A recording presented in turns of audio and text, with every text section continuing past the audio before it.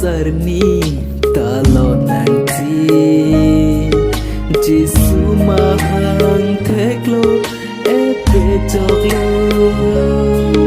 Pini Christmas sarni talo nanti Jisu mahang theklo epe choklo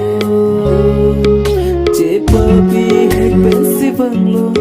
Alang oso asam sivang bon tới tum ke cho đen đơn băng theo lo na chế qua bi hek ben sivang lo alang oso asam sivang bon tới tum ke cho đen đơn băng theo lo na ning samare cho si pir ne nang ha che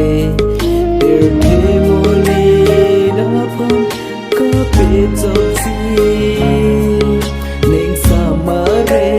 chosi pirdi nang hache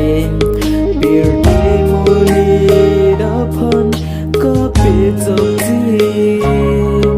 Jisu ke chai nong roi long ama ham theklo taksi Joseph Mary ke alang apo apai do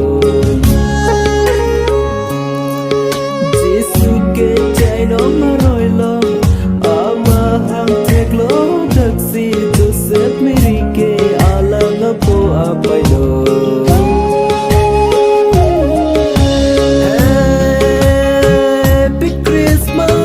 Happy Christmas pinita londo nang chili Happy Christmas happy banglo ili ding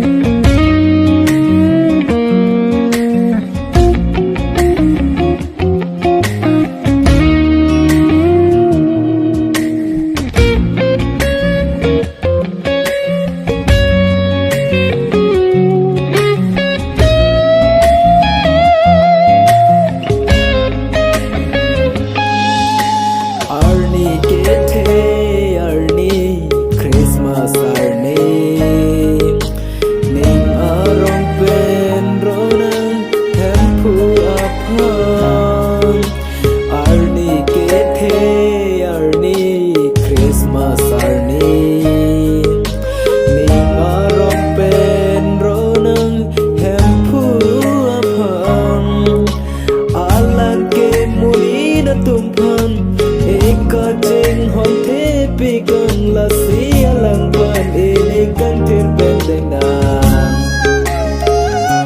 oh alang ke muli da tumpan eka ting hon the pi kan la sia lang ban ini kan tir bendeng na